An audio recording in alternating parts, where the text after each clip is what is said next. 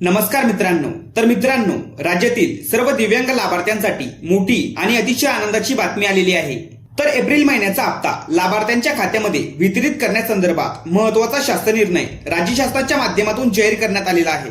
आणि या शासन निर्णयाच्या माध्यमातून एप्रिल महिन्याचा हप्ता लाभार्थ्यांच्या खात्यामध्ये वितरित करण्यासाठी जितका निधी दिव्यांग सक्षमीकरण विभागाला लागतोय तितका निधी किंवा पैसे लाभार्थ्यांच्या खात्यामध्ये वितरित करण्यात यावे अशा सूचना दिव्यांग सक्षमीकरण विभागाला राज्य शासनाच्या माध्यमातून देण्यात आलेल्या आहेत।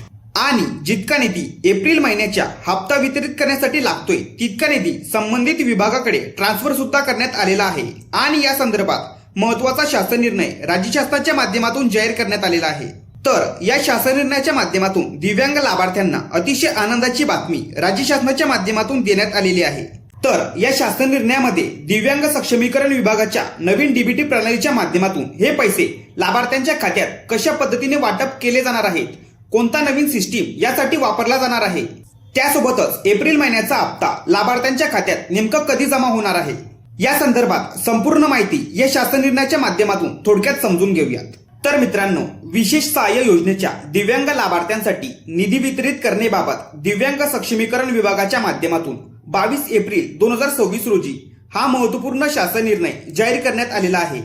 तर मित्रांनो, आता तुम्हाला माहितच आहे की 1 एप्रिल 2026 पासून सामाजिक न्याय व विशेष सहाय्य योजनेतील डीबीटी पोर्टलवर नोंदित सर्व दिव्यांग लाभार्थ्यांना त्यांचा मासिक हप्ता आता दिव्यांग सक्षमीकरण विभागाच्या माध्यमातून दिला जाणार आहे।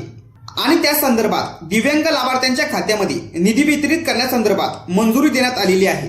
आणि या ठिकाणी इतका निधी मंजूर करण्यात आलेला आहे।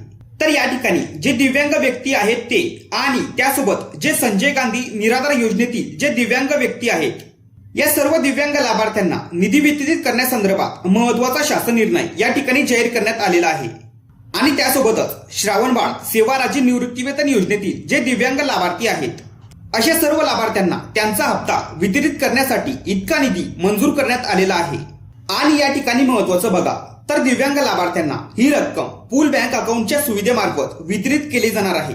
तर दिव्यांग लाभार्थ्यांची संख्या प्रचंड असल्यामुळे थेट लाभ डीबीटी पोर्टलच्या माध्यमातून वितरित करण्यासंदर्भात जोपर्यंत आदेश येत नाही तोपर्यंत पूल बँक अकाउंट या सुविधेमार्फत हे पैसे त्यांच्या खात्यात वितरित केले जाणार आहेत।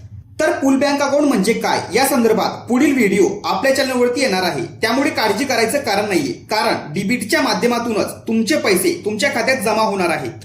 अशा पद्धतीचा हा महत्त्वपूर्ण शासन निर्णय आहे। तर अशा पद्धतीने राज्यातील सर्व दिव्यांग लाभार्थ्यांसाठी एप्रिल महिन्याच्या हप्त्या वाटप संदर्भात मोठी अपडेट या ठिकाणी आलेली आहे।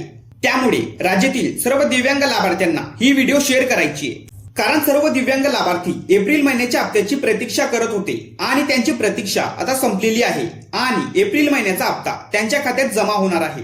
तर अशा पद्धतीने एप्रिल महिन्याच्या हप्त्या संदर्भात ही होती एक महत्त्वाची अपडेट। महत्त्वपूर्ण हा व्हिडिओ सर्वांना शेअर करा आणि चॅनलवरती जर नवीन असाल तर चॅनलला सबस्क्राईब करा। अशाच महत्त्वपूर्ण माहितीसह व्हिडिओ आपल्या चॅनलवरती येत असतात।